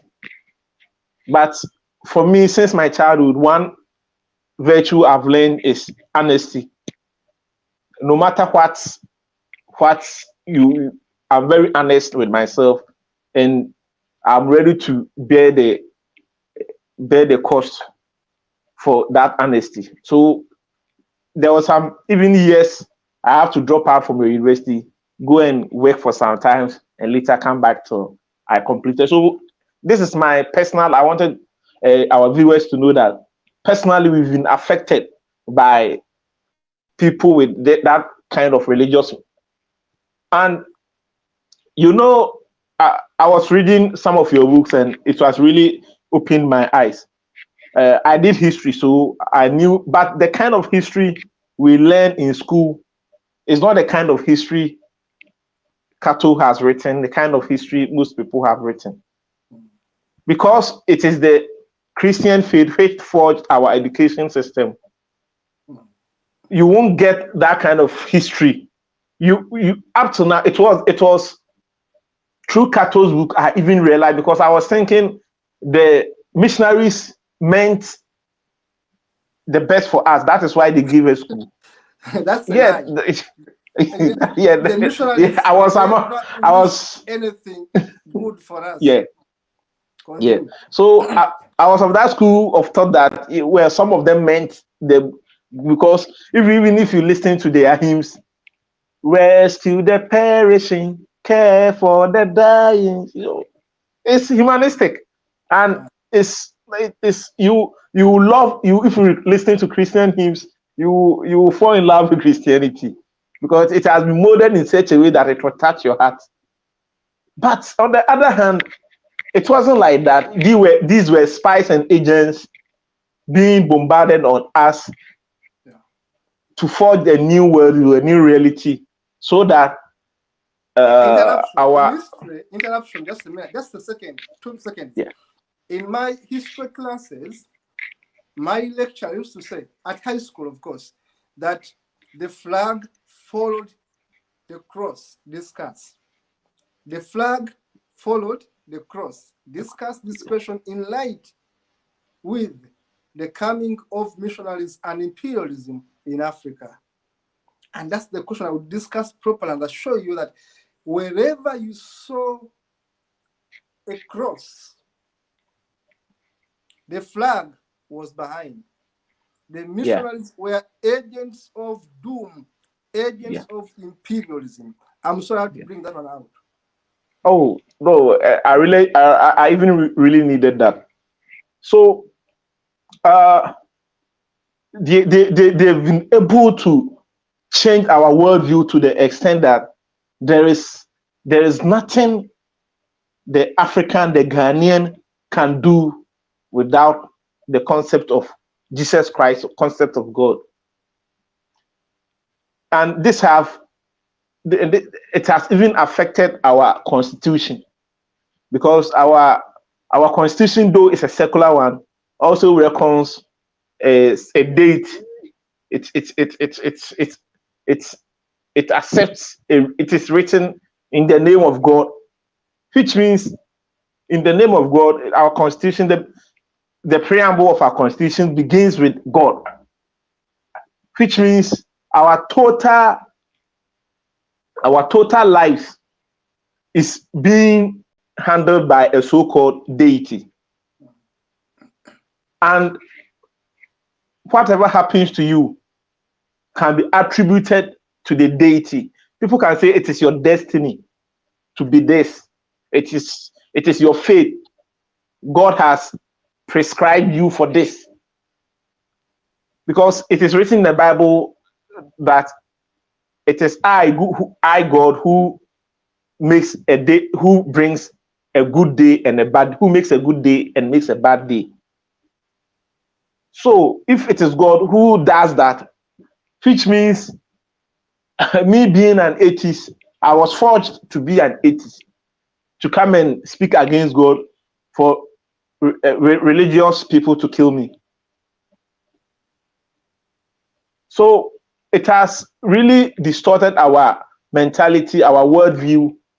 And for example, as you said in the morning, I didn't know much about homosexuals, to be honest.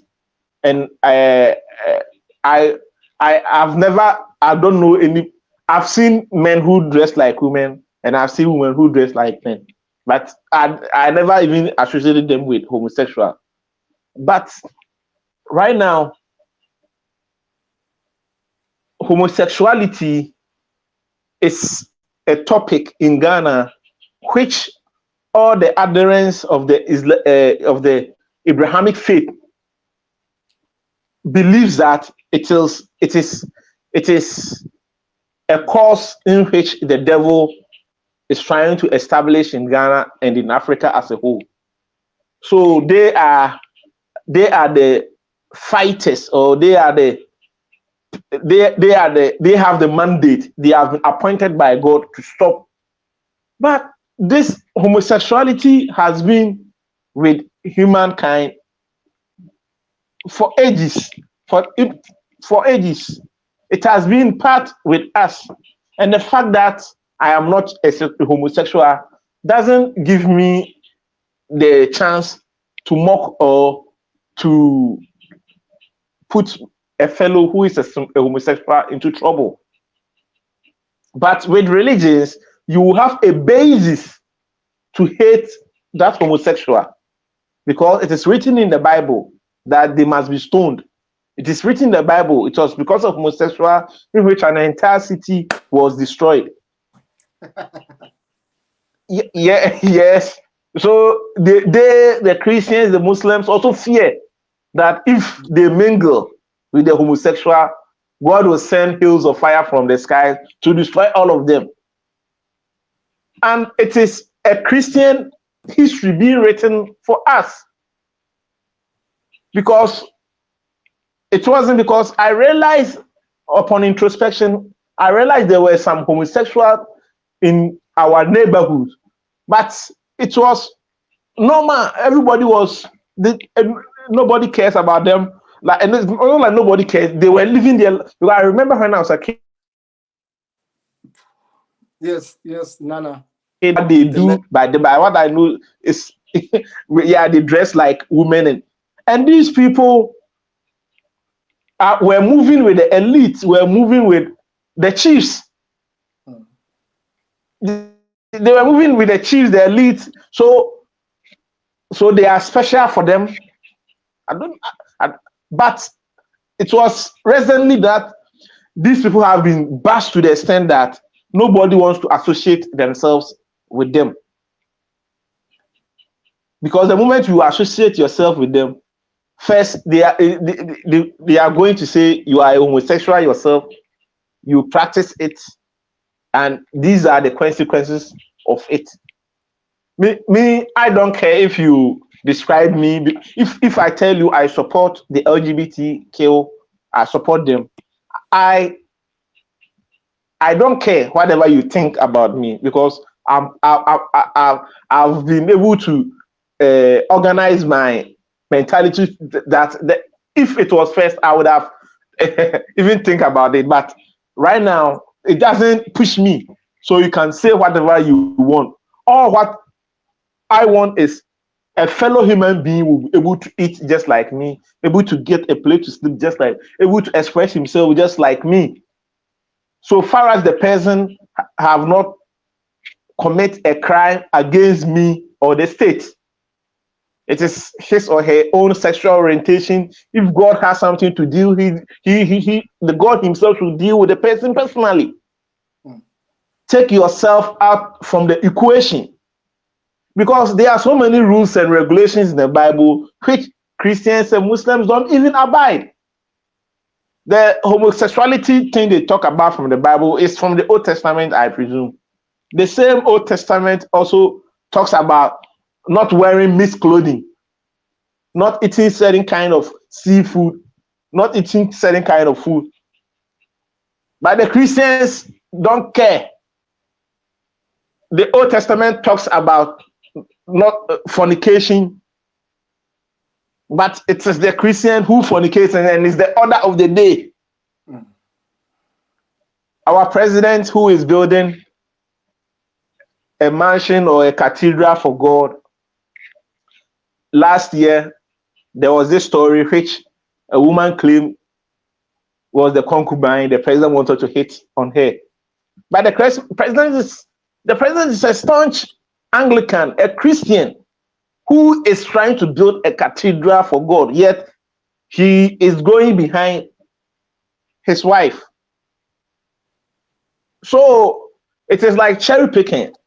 You take the one you like, and leave the ones you don't like, and hate the ones you don't like.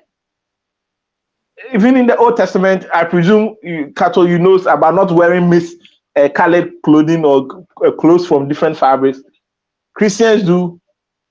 No, the Christian, and what baffles me is they will try as much as possible to let everybody, not only them, to let everyone who doesn't even have that kind of hate to also have that hate and hate you.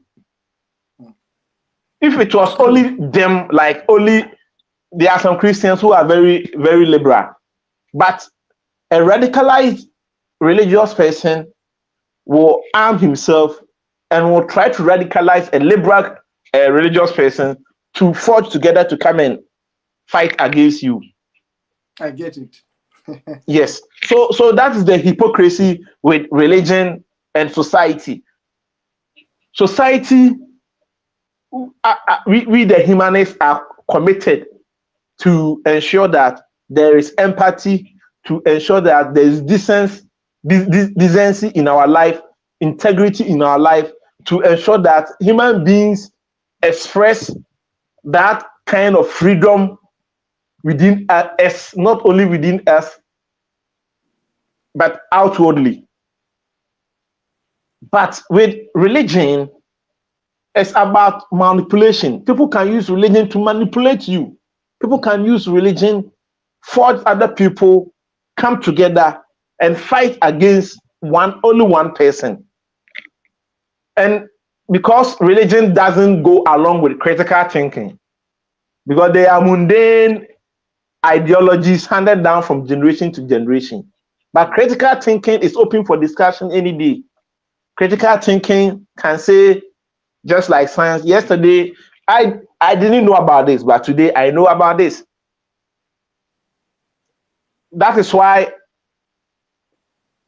in some cultures, like we the Akans, in some cultures, in some of our houses, we believe that if a stranger visits you, the first thing you have to do is to allow the stranger to have his or her peace of mind by giving him or her food, clothing, and a place to sleep.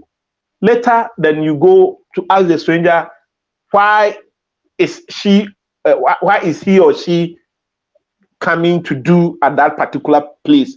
Because the person has to have that decency of a human being to answer your questions. We believe that, but with religion right now, we've discarded that rich culture of ours. The first question I'll ask you, are you a Christian? Which church do you attend? And if you are a Jehovah's Witness and I'm a Catholic, you are doomed. So it's not only the Christian, they even discriminate among themselves because they have over, I think, 50,000 sects of Christianity, and they discriminate among themselves. Whilst most of them are worshiping the same Jesus, they are not under one umbrella of Christianity, and they are discriminating among themselves. For me, me as an atheist, I understand that, well, I'm an atheist. So if you discriminate against me, because your laws are saying do not mix yourself with the kafirs or do not indulge yourself with unbelievers, well, that is your law. You can, but among them, among the Christian sect themselves, they discriminate against themselves. So which means it is a for divide and rule. It's a divisive tool. It is not a tool that can forge the unification of the human race. It is a bad tool for separation of people, so that people can overlord can lord over other people, so that people can use it as a tool to to to as a tool to divide other people in order for that particular person to rule and lord over them. So religion is something I am trying to. I myself, I understand freedom of religion, freedom of thought, freedom from religion, but it is also my mandate to make sure people learn critical thinking. It is also my mandate for people to learn about humanism in order for me to be safe at wherever I may be. Thank you, Comrade Kato. Thank you, sir. Thank you so much, brother. It was really very interesting. Now, Mr. Brian in the studio, I want to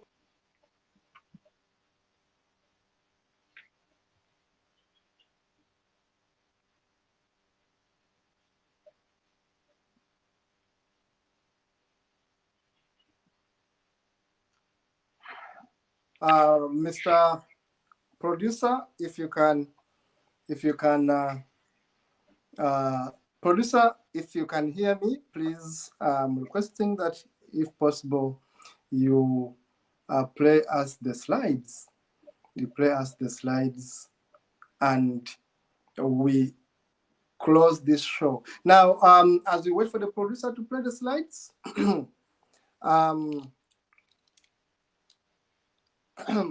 I'm going to request you, the producer, to play the slides, but I want to thank so much Mr. Nana Kufo. Thank you so much, sir. It was really good. I keep on saying I learn from you.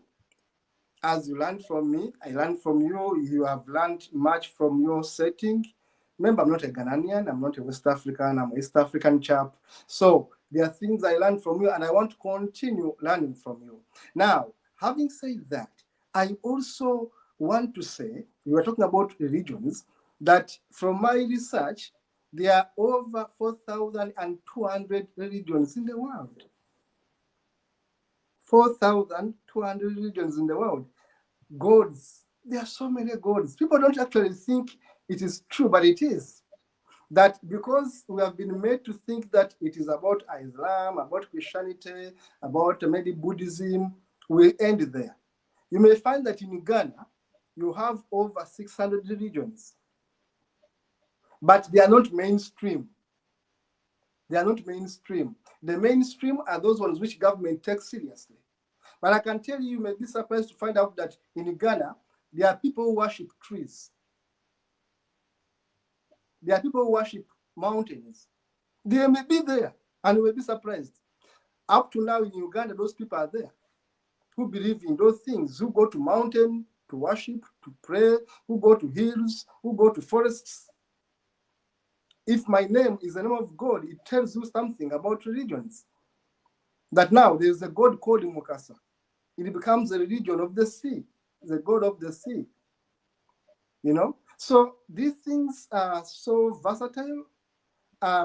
Religion is a wide spectrum of things. I normally say of confusion. And we normally say that religion may be bad, but there are things which are also good that come out of, say, missionaries, because I just said a very hard sentence when I said there's nothing good. No, they built schools. That was good. They built hospitals. That was good. Actually, my mother worked in a missionary hospital for so many years. My mother is a nurse. So I said that was a good thing. That was a good thing. But of course, why we criticize them is that they were agents of imperialism, that whenever they went, they put their flag, the flag of their country, and their masters took over. In fact, I should tell you that Uganda is among the earliest countries where the religious wars were fought. In Uganda, the religious wars were fought. You know, you can't imagine that Christians fought among themselves, Catholics fought Protestants. You can't believe this. Catholics fighting Protestants in Uganda. Now, if people can fight over God they don't even understand, in Uganda in the 1880s, we had what you call martyrs, the so-called Uganda martyrs. People were burnt. Why you get your name of Luanga? You told me Luanga, it's a Ugandan name. Now, Luanga is the name of one of the martyrs that was killed for Christianity. And there was a king called King Mwanga, is the one who killed those people. Why? Because they refused to obey the king's orders. And the king thought that they wanted to take over his kingdom. Now, feeling threatened, he killed them. He told them, repent, come back to me, come back into listening to your king. They said, for us, we only listen to the missionaries and our Jesus Christ. Now, there was a coup in a way because they are no longer respecting the kingdom. The man had to kill them. Now, you can imagine then religious wars followed. Christians among Christians, but because these are Protestants from Canterbury in the UK, they are fighting Catholic-based oriented Christians who are worshipping Catholicism as introduced by the French. And they are fighting in Uganda, and they are all people from one kingdom, Buganda. Now, a brother is killing a brother because one brother became converted by the French, therefore is a Catholic. Another brother became converted by the English, therefore is a Protestant. Now, you can't imagine how confused we can be. Now, when we see these things, people say, oh, we don't like our people, we undermine our people, whatever it is. No. But honestly, Africans, sometimes there are things we do that are so shameful. Honestly, and I speak it as an African with a heavy heart. Why should an African kill another African over God they don't even know about? If they can't kill about themselves, about Mukasa and King too, they can't kill about the gods they know. But a God which a Frenchman brought and a God which an Englishman brought is used to make sure that they fight each other and they kill each other in hundreds. Anyone who can research that, Uganda was the first country where there were religious wars in Africa. Religious wars. Why? Because they're so confused. Everyone knows that his God is the best God. And therefore, he has an obligation to promote and defend that God. You get it? So, it's a shame to us. I want to end this show on this note. And I want to thank you so much for being a very, very, very, very noble panelist, my brother Nana Kufo from Ghana. I want to thank so much my brother, counsel lawyer Obasi from Nigeria. I want to thank our producer, Brian Kabeko. Thank you so much. I want to thank our producer, Dennis Bongole. And I want to thank the entire team that work with. Please don't give up. Please, you have given us the best momentum ever since we began the Humans TV Africa. I want to thank you so much. I'm greatly humbled and exceedingly honored to be working with you. And to our viewers, forgive us where we backslid, forgive us where we may make mistakes maybe, but we are doing our best to be better. Please keep it positive, do better. Let us meet in the next one. See you in the next one.